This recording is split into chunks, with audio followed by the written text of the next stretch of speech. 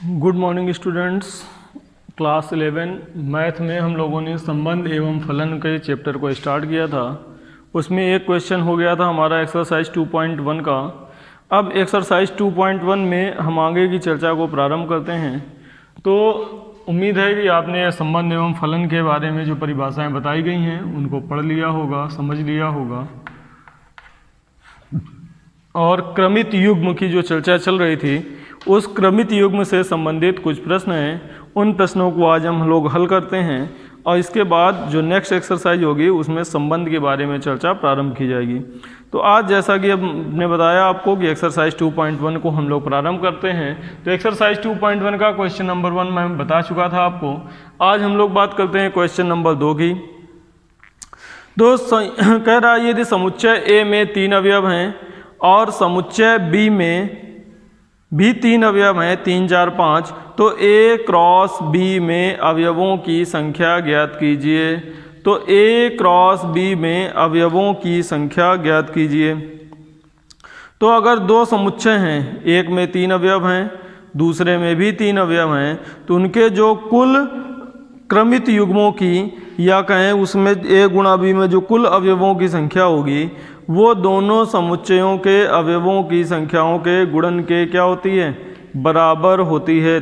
दोनों समुच्चयों के अवयवों की संख्याओं के गुणन के बराबर होती है। तो इसमें कितने गुणन अवयव बनेंगे? पहले में 3 है, दूसरे में 3 है, तो इसके जो कुल अवयव बनेंगे 3 गुणा 3 यानी कि 9 अवयव बन जाएंगे।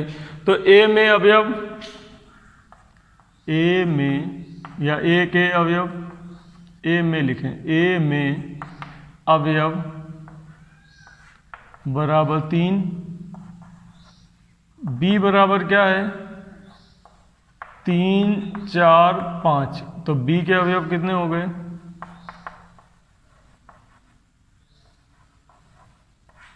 इसमें भी 3 हो गए।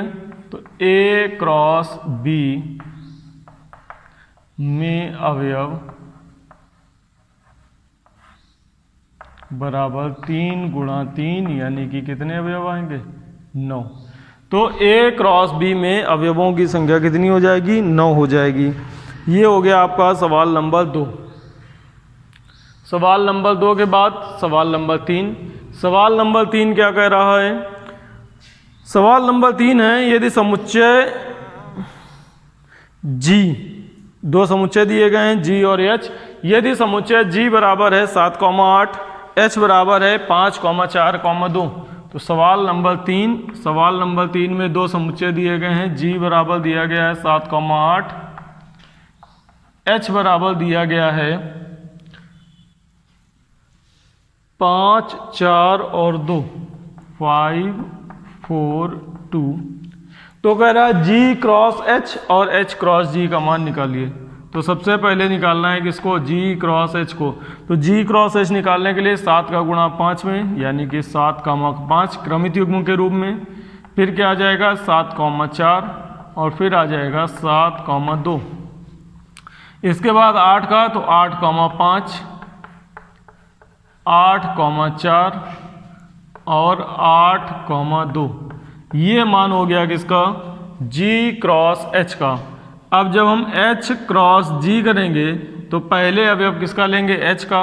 तो पहला अवयव आ जाएगा 5, 7, दूसरा आ जाएगा 5, 8, तीसरा 4, 7, फिर चौथा 4, 8, पांचवा 2, 7 और अंतिम हो जाएगा 2, 8। ये हो जाएगा जी क्रॉस एच और एच क्रॉस जी। ये था आपका क्वेश्चन नंबर 3। क्वेश्चन नंबर 3 के बाद बात करते हैं क्वेश्चन नंबर 4 की। तो 3 तक समझ में आ गया होगा, कुछ इसमें बहुत ज़्यादा कठिन नहीं है, सिंपल सा काम करना है। अब बात करते हैं क्वेश्चन नंबर 4 की। क्वेश्चन नंबर 4 कह रहा है बताइए कि निम्नलिखित कथनों में से प्रत्येक कथन सत्य है अथवा असत्य है। यदि कथन असत्य है तो दिए गए कथन को सही बनाकर लिखिए। तो बताना है कि कौन सा कथन सत्य है और कौन सा असत्य है। तो सवाल नंबर 8 की बात करते हैं। सवाल नंबर 8 में पहला कथन सवाल नंबर 4 है ये। सवाल नंबर 4 में पहला कथन कह रहा है, यदि P बराबर M, N और Q बराबर N, M, तो क्या दिया गया है? P बराबर दिया गया है M, N और Q बराबर दिया गया है N, M। ठीक, तो P गुणा Q, तो इसका P गुणा Q निकाल लीजिए। P गुणा Q क्या बनेगा इसका? M, N, फिर M, M, फिर क्या बनेगा? N, N और N, M, ये बनेगा। और दिया क्या गया है? कथन में दिया है P गुणा Q बराबर M, N और N, M। ये कैसा है? असत्य। और असत्य क्यों है? क्योंकि सत्य ये है आपका P गुणा Q। P गुणा Q ये होगा, ना कि ये। सवाल नंबर 2, इसका जो सेकंड पार्ट है, यदि A और B आरिक्त समुच्चय हों तो A क्रॉस B क्रमित युग्मों का x, y एक का एक आरिक्त समुच्चय इस प्रकार है कि x बिलोंग्स टू y और y बिलोंग्स टू B। ये कथन क्या है? सत्य है, क्योंकि ये परिभाषा है A क्रॉस B की, A क्रॉस B की परिभाषा ये सत्य लिखी हुई है, तो ये कथन कैसा है? सत्य है। बात करते हैं तीसरे की। यही परिभाषा हमने आपको लिखाई थी कि अगर कहीं लिखा हो A क्रॉस B बराबर x, y, तो इसका मतलब होता है x बिलोंग्स टू A और y बिलोंग्स टू B। जो x है वो A का अवयव होता है और जो y है वो B का अवयव होता है। नेक्स्ट नंबर थर्ड में कह रहा है A बराबर है 1, 2, A बराबर है 1, 2, B बराबर है 3, 4, A बराबर है 1, 2, B बराबर है 3, 4। तो A cross B intersection phi, A cross B intersection phi, इसका मान क्या होगा? तो कह रहा है इसका मान क्या है? फाई। तो हल कर लें। तो सबसे पहले B इंटरसेक्शन फाई, तो B का जब फाई से इंटरसेक्शन करेंगे तो क्या आएगा? फाई। और जब B इंटरसेक्शन फाई है तो किसी आरिक्त समुच्चय का गुणा जब किसी समुच्चय से कराएंगे तो किसी आरिक्त समुच्चय का गुणा समुच्चय से कराने पर भी क्या आ जाएगा? फाई। सॉरी, रिक्त समुच्चय हो गया फाई। ये B इंटरसेक्शन फाई क्या है? फाई रिक्त समुच्चय है। तो A cross B intersection phi बराबर फाई। तो ये कथन कैसा है? सत्य है। तो पहला असत्य है, दूसरा और तीसरा क्या है? सत्य कथन है। तो ये हो गया आपका क्वेश्चन नंबर 4। तो क्वेश्चन नंबर 4 आपको कंप्लीट हो गया। अब क्वेश्चन नंबर 5 जो है वो लिखा है, यदि A बराबर है -1, 1 तो A क्रॉस A ज्ञात कीजिए। तो हमने जब आपको सिलेबस बताया था तो सिलेबस में बताया था, अब जो आपके सिलेबस में है 2 समुच्चयों के क्रमित युग्म हैं, 3 समुच्चय का या 3 संख्याओं का एक क्रमित युग्म ज्ञात करना सिलेबस से हटा दिया गया है। इसलिए सवाल नंबर 5 की चर्चा हम लोग नहीं करेंगे, क्योंकि ये जो सवाल है ये अब सिलेबस में नहीं रहा है।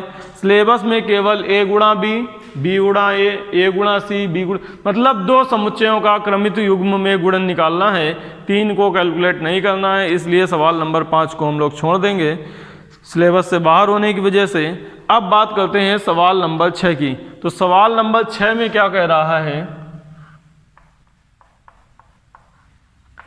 A क्रॉस B बराबर है A comma X comma A comma Y, B comma X और बी कॉमा वाई, ये दिया गया है ए क्रॉस बी। तो कह रहा है ए और बी ज्ञात कीजिए। तो हम जानते हैं जो आगे अवयव लिखे होते हैं वो किसके होते हैं, ए के। तो आगे ए और ए लिखा है 2 बार और 2 बार बी और बी लिखा है, तो ए बराबर हो जाएगा ए कॉमा बी। और अगर हम बी की बात करें तो बी में क्या लिखा हुआ है, एक्स और वाई। तो समुच्चय ए बराबर हो जाएगा ए कॉमा बी और समुच्चय बी बराबर हो जाएगा एक्स कॉमा वाई। ये हो गया क्वेश्चन नंबर 6। तो मेरे ख्याल से क्वेश्चन नंबर 6 आपको समझ में आ गया होगा। यहाँ तक किसी को कोई समस्या नहीं होगी। अब क्वेश्चन नंबर 6 के बाद बात करते हैं क्वेश्चन नंबर 7 की। तो क्वेश्चन नंबर 7 में चलते हैं हम लोग। क्वेश्चन नंबर 7 क्या कह रहा है, क्वेश्चन नंबर 7 कह रहा है यदि a बराबर है 1,2, लिख लेते हैं पहले। 7 नंबर क्वेश्चन है आपका, a बराबर है 1,2, b बराबर है 1 2 3 4, a बराबर हो गया, b बराबर हो गया, c बराबर 5 6 और d बराबर है 5 6 7 8। अब क्या क्या निकालना है उनको देख लेते हैं।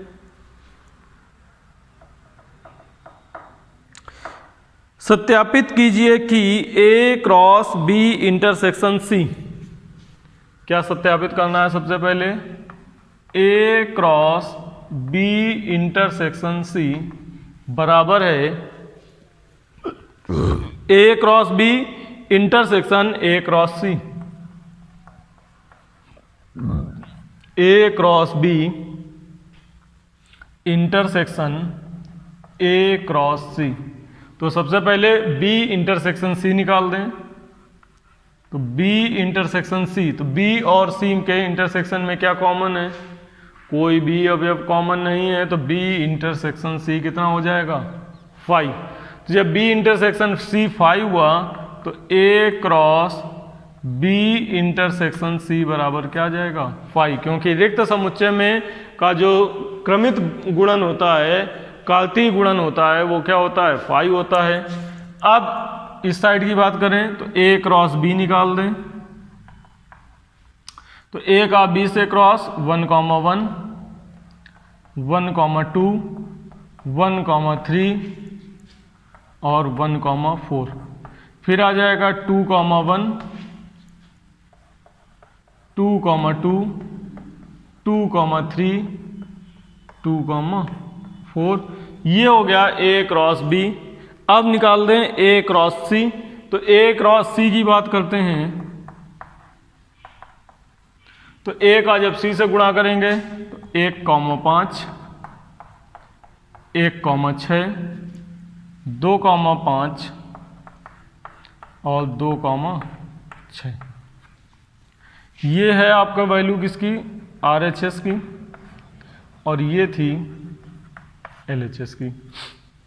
तो इसमें सॉरी ये है क्या, A क्रॉस C। अब इन दोनों का इंटरसेक्शन यानी कि A cross B intersection A cross C। तो क्या इनमें दोनों में कोई अवयव कॉमन है, तो एक भी अवयव चूंकि कॉमन नहीं है तो इसका क्या हो जाएगा, 5, यानी कि क्या हो गया, LHS बराबर हो गया RHS। तो ये कथन तो सत्यापित हो गया। अब इसको सत्यापित करने के बाद इसका जो सेकंड पार्ट है कि कह रहा A cross C B cross D का एक उप समुच्चय है। तो A क्रॉस C जो है वो B क्रॉस D का उप समुच्चय है।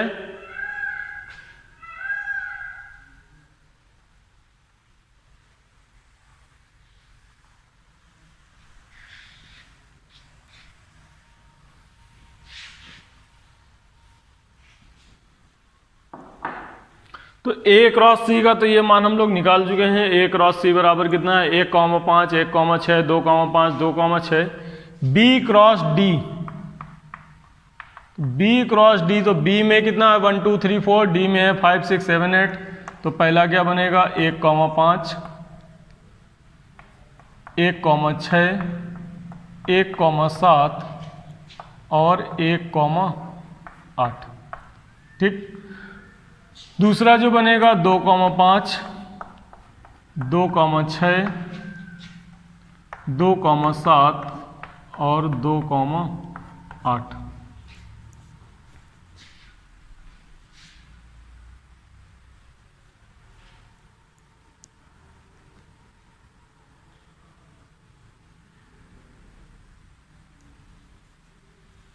इसके बाद 2,8, फिर इसके बाद 3 का गुणा करा दें तो 3,5, 3,6, 3,7, 3,8, फिर 3,8 के बाद 4 का करा दें 4,5, 4,6, 4,7 और अंत में 4,8। अब देखिए ये है ए क्रॉस सी, तो 1,5 सबसे पहला अवयव है, 1,6 दूसरा अवयव है, 2,5 ये है, 2,6 ये है। तो ए क्रॉस सी के सभी अवयव बी क्रॉस डी में उपस्थित हैं, यानी कि ए क्रॉस सी सबसेट है बी क्रॉस डी का। तो ये भी कथन क्या है? सत्य है। तो ये दोनों क्या हो जाएंगे? सत्य हो जाएंगे। तो आज की चर्चा को हम लोग यहीं पर समाप्त करते हैं, आज की क्लास को यहीं समाप्त करते हैं। आगे के जो सवाल हैं, आगे जो एक्सरसाइज है, उसके बाद संबंध के बारे में उसकी चर्चा हम लोग नेक्स्ट क्लास में प्रारंभ करेंगे।